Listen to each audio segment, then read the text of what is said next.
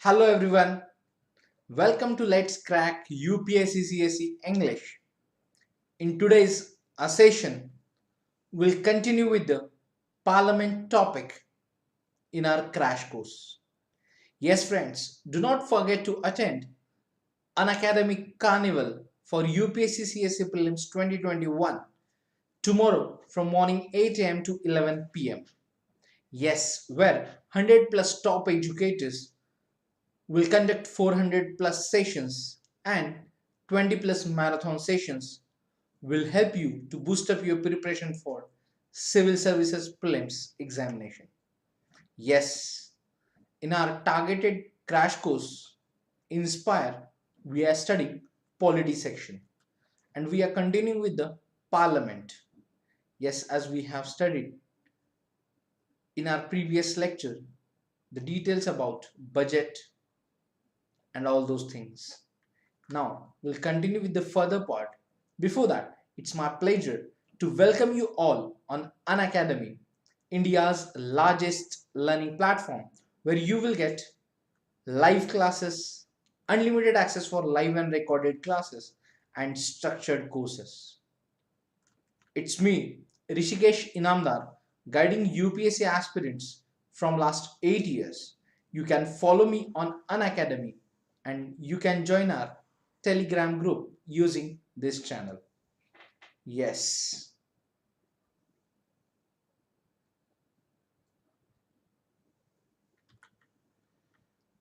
Yes, friends, do not forget to extend your validity of your subscription under mega subscription offer. Yes, the offer is valid till 31st March 2021. And under this offer, you will get subscription till next prelim, that is 2022. Yes, friends. Those aspirants are planning to start their preparation with our paid courses. We have plus and iconic courses where you can start your preparation and you will get 10% discount on the fees of these paid courses after using referral code RBI Live. Yes. And for optional subjects also, if you will use referral code RBI Live for optional subject subscription, you will get 10% discount. Yes, those aspirants are pursuing their graduation or those candidates after their 12th examination planning to start preparation for UPSC CSE, they can opt for our iconic subscription where they will get all the features of plus courses along with extra facilities like personal guidance, experts guidelines, study material and study planner. So this planner will help you to boost up your preparation for the given duration. Yes. Congratulations to all aspirants, those who have cracked Civil Services Main Examination 2020. Now for them, we are conducting a comprehensive interview guidance program which will be completely free. Yes, these are interview panel and mentors will assist you to recap or prepare for interviews.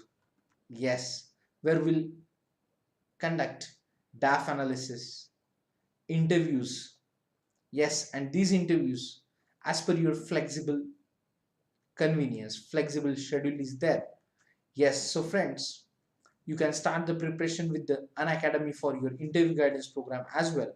And those freshers wants to start their preparation with general studies and optional, we have combo subscription. Yes, for the GS and optional subjects. Yes, here also you will get 10% discount after using referral code RBI Live, and this combo subscription you can opt for 1 year, 2 year and 3 years. Yes, Unacademy is conducting free test series for all. Just you have to use the referral code RBI Live to unlock these tests. These are new batches started for UPSC CSE. Yes, 1 year, 2 year batches and NCRT batches as well.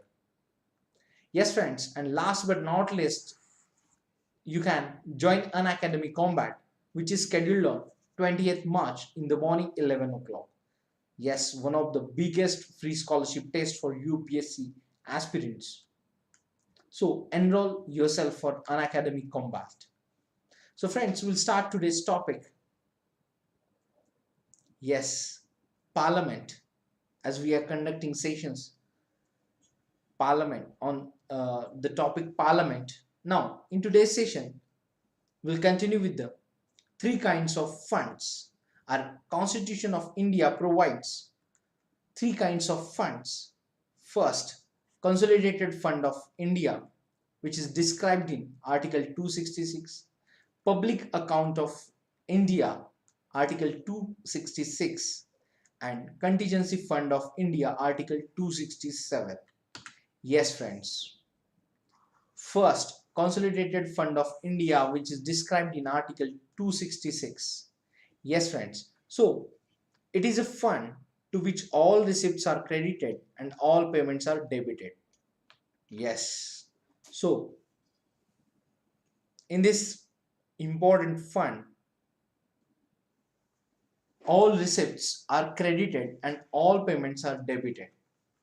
Yes. So, all revenues received by the government of India, all loans raised by the government by the issue of treasury bills, loans, or ways and means of excuse me, friends. Yes. So, all loans raised by the government by the issue of treasury bills, loans, or ways and means of advances,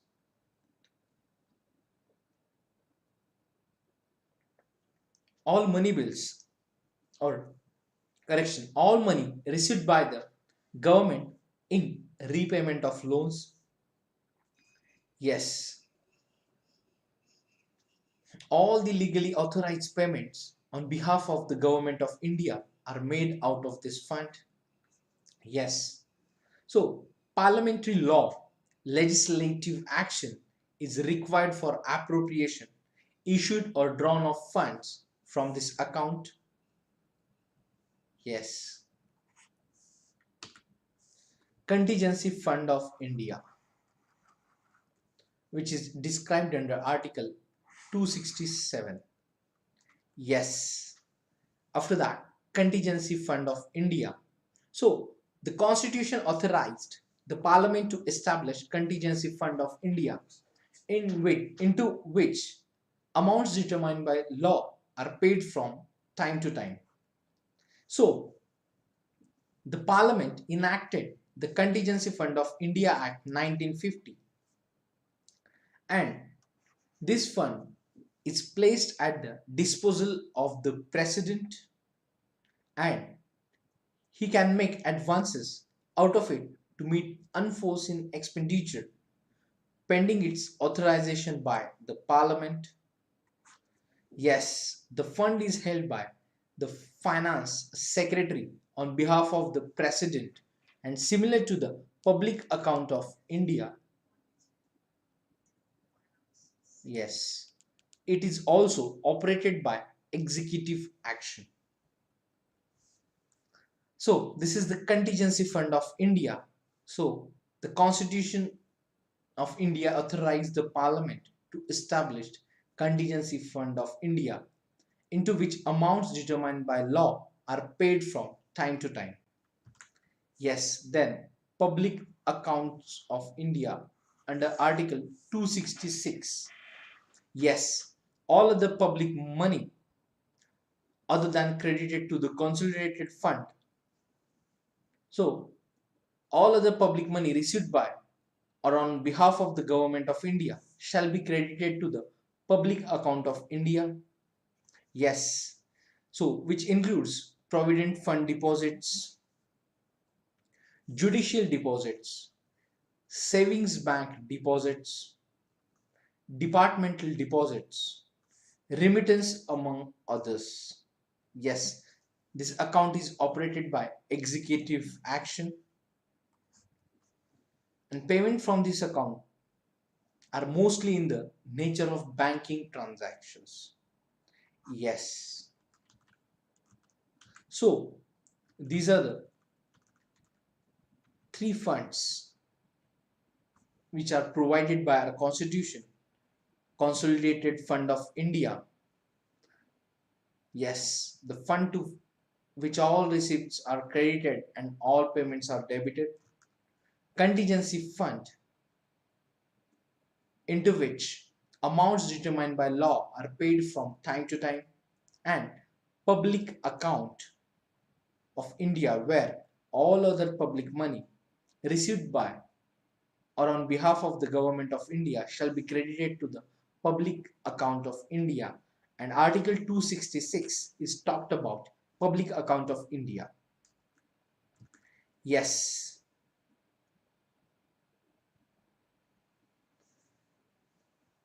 After the funds, we'll see the parliamentary privileges.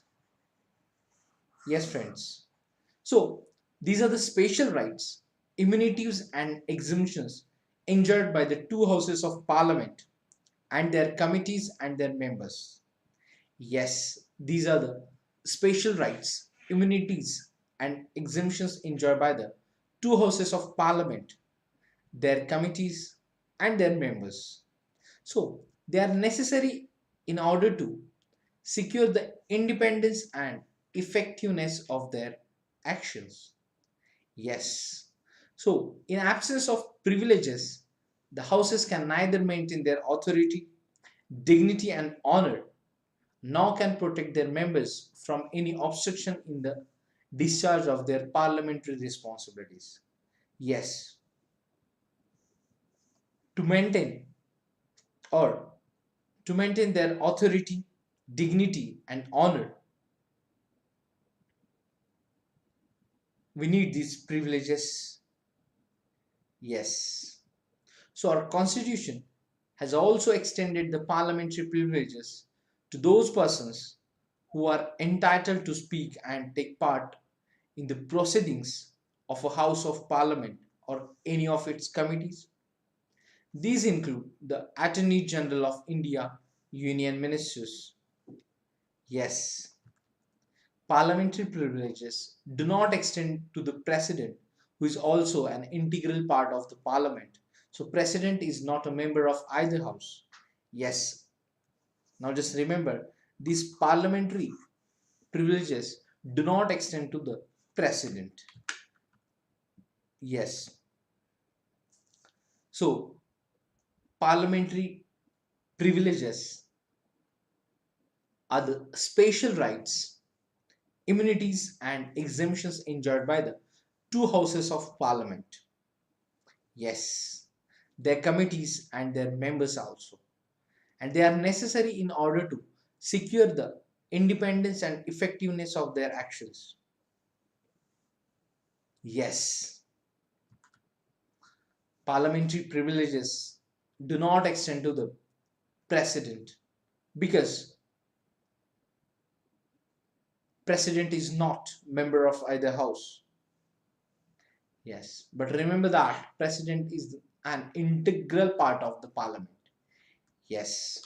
So friends, do not forget to attend Unacademy Carnival tomorrow. Yes, from 8 a.m. to 11 p.m.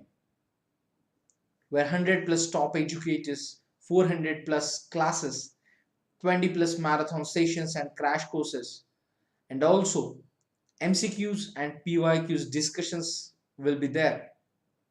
Yes, this will definitely boost up your preparation for upcoming preliminary examination. Yes, now continue with the sources of privileges as we have covered what is meant by privileges and how these privileges are implemented. Now we'll see the sources of privileges. Yes.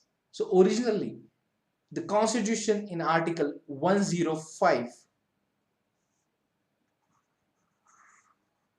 expressly mentioned two privileges: freedom of speech in parliament right of publication of its proceedings. Yes, freedom of speech in Parliament and right of publication of its proceedings.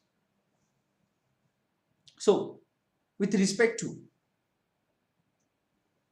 other privileges, it provided that they were to be the same as those of British House of Commons and its committees and its members on the date of its commencement, that is 26 January 1950, until defined by Parliament.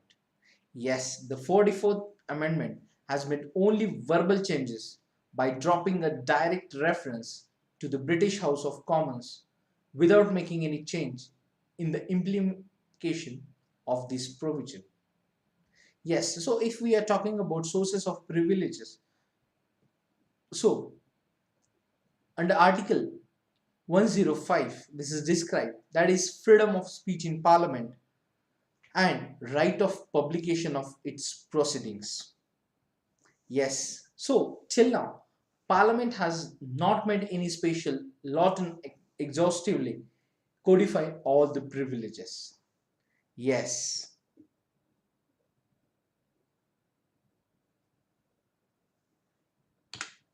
Now, important sources of privileges are constitutional provisions, various laws made by Parliament, rule of both the houses, parliamentary conventions, judicial interpretations. Yes,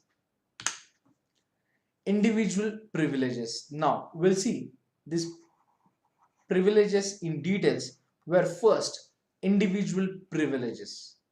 Yes, they cannot be arrested.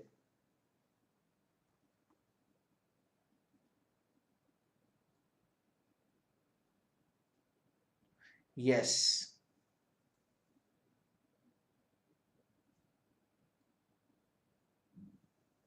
So, cannot be arrested during the session of Parliament and 40 days before the beginning and 40 days after the end of the session. Yes, we are talking about the members of Parliament. They cannot be arrested during the session of Parliament and 40 days before the beginning of the session and 40 days after the end of the session. Yes. So, available only in civil cases and not in criminal cases or preventive detention cases. Yes, this privilege available only in civil cases. Yes, which means not in criminal and preventive detention cases. Next, they have freedom of speech in Parliament. No member is liable to any proceedings in any court for anything said or any vote given by him in Parliament or its committees. Yes, so friends, here we can say the Parliament member of parliaments can enjoy freedom of speech in Parliament and no member is liable to any proceedings in any court of India for anything said or any vote given by him in Parliament or its committees. Next. So, this committee is subject to the provisions of the Constitution and to the rules and standing orders regulating the procedure of the Parliament. Yes, they are exempted from jury service. So they can refuse to give evidence and appear as a witness in case pending in a court when Parliament is in session. Yes, the members of Parliament are exempted from jury service. Yes, they can refuse to give any evidence and appear as a witness in case pending in court while Parliament is in session. Yes, after the individual privileges, we'll see collective privileges. Yes, the parliamentary privileges do not extend to the president, who is also integral part of the parliament. Yes, so president is not the member of either house. Yes. Now, it has the right to publish its reports, debates, and proceedings, and also the right to prohibit others from publishing the same. The 44th Constitutional Amendment Act of 1978 restored the freedom of the press to publish true reports of parliamentary proceedings without prior permission of the House. Yes, case of a secret sittings of the House is an exemption to this. Yes, it can exclude strangers from its proceedings and hold secret sittings to discuss some important matters. Yes, so these are the collective privileges. Yes, it can be or it can punish members as well as outsiders for breach of its privileges or its contempt by reprimand, admonition, or imprisonment. Also, suspension or expulsion in case of members. Yes, this collective privileges has the right to receive immediate information on the arrest, detention, conviction, imprisonment, and release of a member. Yes, it can institute inquiries and order the attendance of witnesses and send for relevant papers and records. Yes, the courts are prohibited to inquire into the proceedings of a house or its committees. Yes, no person can be arrested and no legal process can be served within the precincts of the house without the permission of the presiding officer. Yes, so no person can be arrested and no legal process can be served within the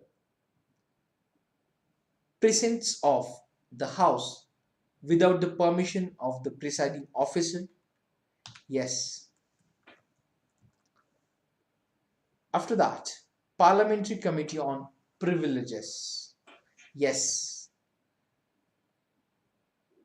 Then individual privileges, and we have studied about collective privileges. Now we'll see Parliamentary Committee on Privileges. So, a standing committee constituted, yes, in each house of the parliament or state legislature. Yes, so this Parliamentary Committee on Privileges consists of 15 members in Lok Sabha and 10 members in Rajya Sabha to be nominated by the Speaker in, in Lok Sabha and by the Chairman in Rajya Sabha.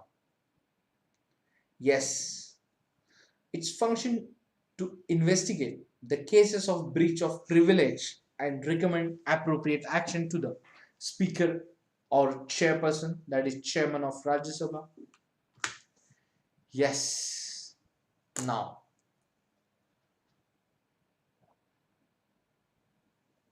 we'll see the reasons for ineffectiveness of Parliament.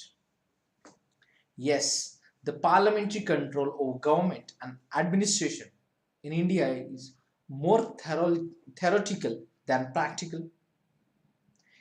Okay, after that, now we'll see these factors related with this. So, the parliament lacks time and expertise to control the administration, which has grown in volume as well as complexity. Technical nature of the demands for grants impedes Parliament's financial control. The voluminous size of the Parliament to manage effectively. Yes, the majority support enjoyed by the executive in the Parliament reduces the possibility of effective criticism, resulting in erosion of accountability. Yes. So post-mortem work by the financial committees like Public Accounts Committee. Yes. The increased resources to guillotine eroded the scope of financial control further. So the growth of delegated legislation has reduced the role of Parliament in making detailed laws and has increased the jurisdiction of bureaucracy. Yes, the frequent promulgation of ordinances by the President dilutes the Parliament's power of legislation, and the Parliament's control is sporadic, general, and mostly political in nature. So, lack of strong, steady, and coherent opposition in the Parliament. Yes, setback in the parliamentary behavior and ethics. Yes, so these are the reasons for ineffectiveness of Parliament.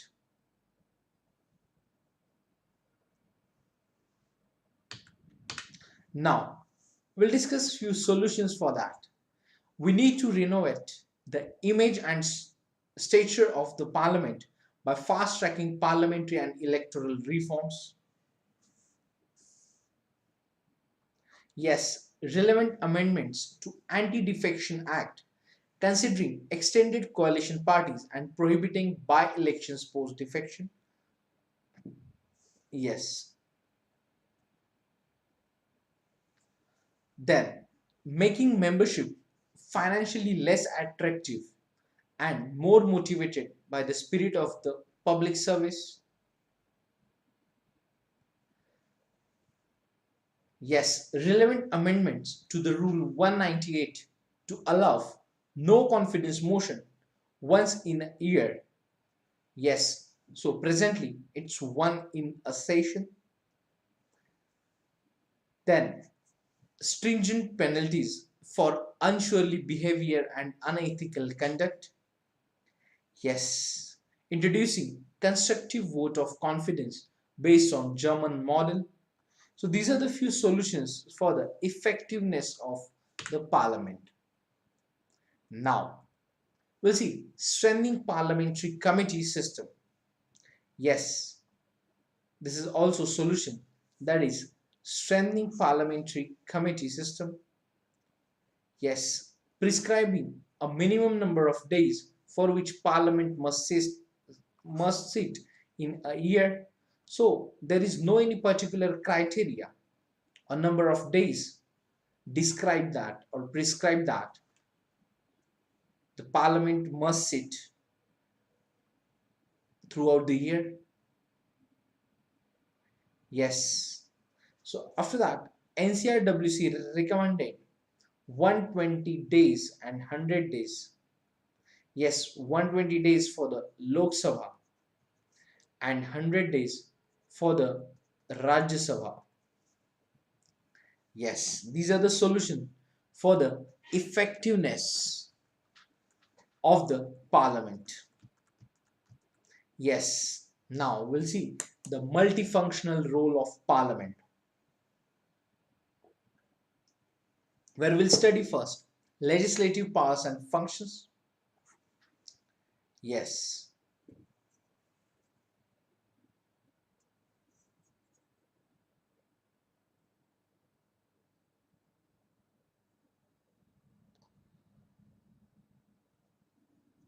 So, to make laws for the governance of the country, this is the legislative part of the parliament.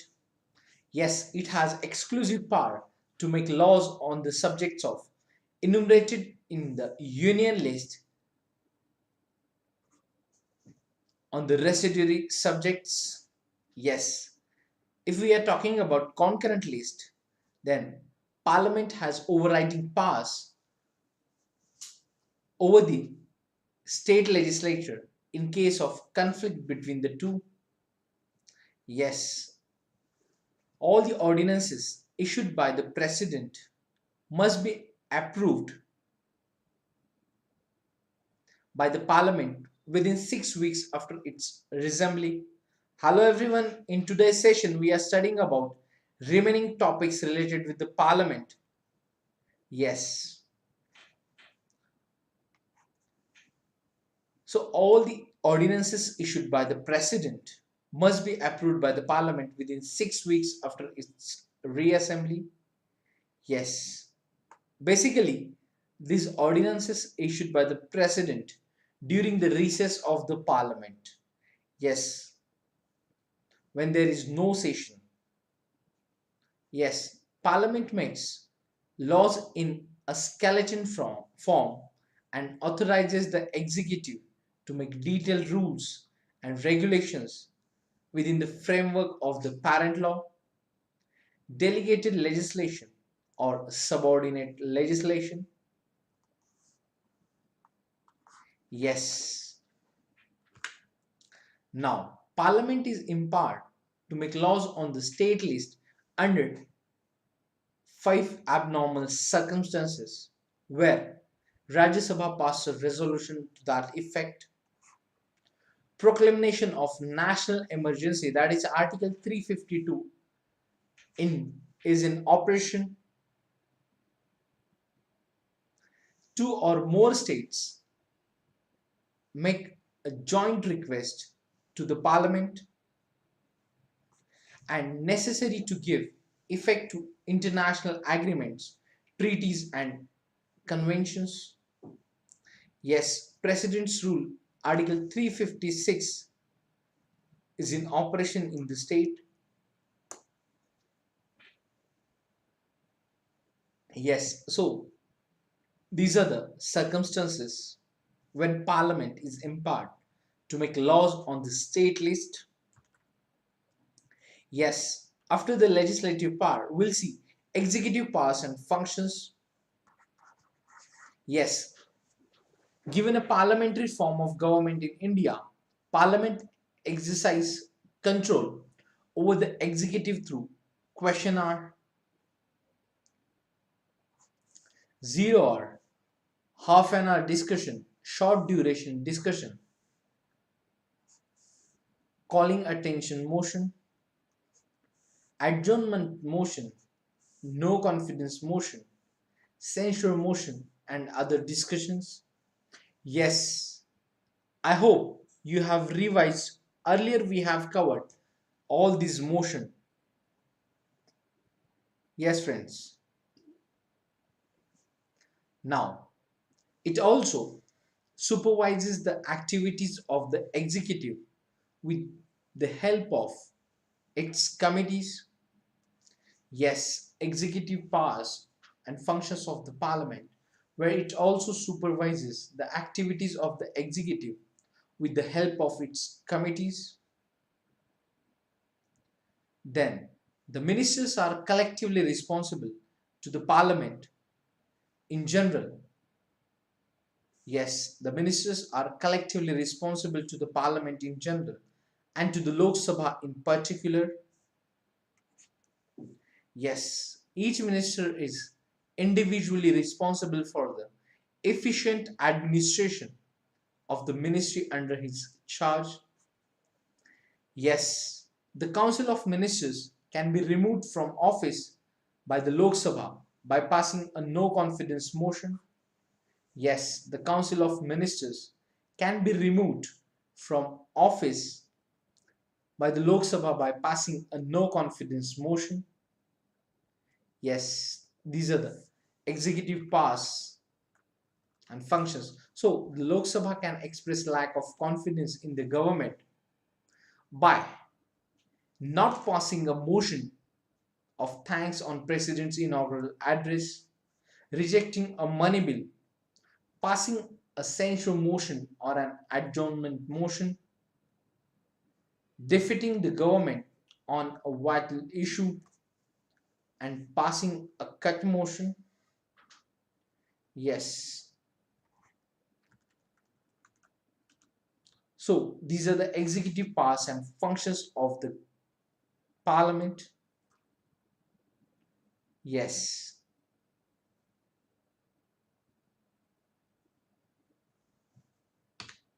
Now, after that, we'll see financial powers and functions.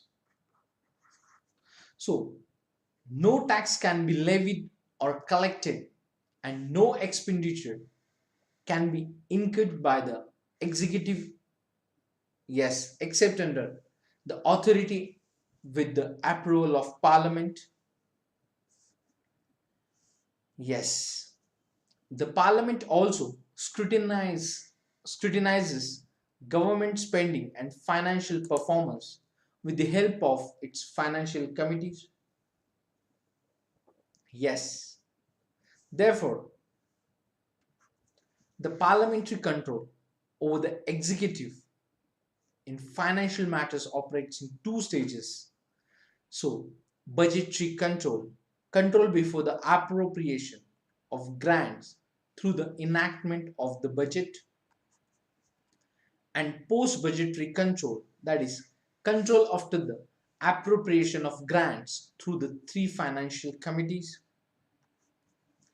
Yes, the budget is based on the principle of annuity and rule of lapse, meaning Parliament grants money to the government for one financial year, and it facilitates, yes, it facilitates effective financial control by the Parliament, as no reserve funds can build without its authorization. Yes, friends.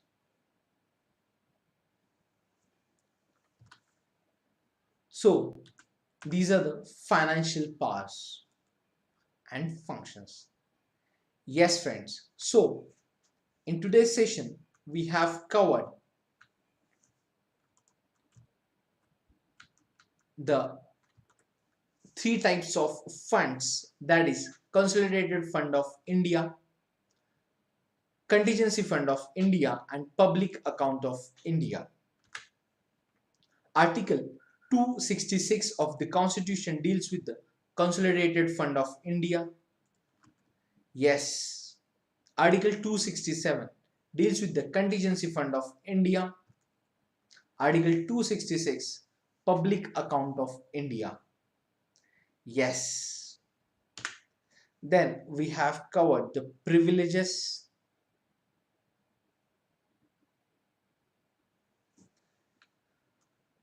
Yes, the parliamentary privileges. Yes. Then sources of privileges. Article 105 mentioned two privileges, that is freedom of speech in parliament and right of publication of its proceedings.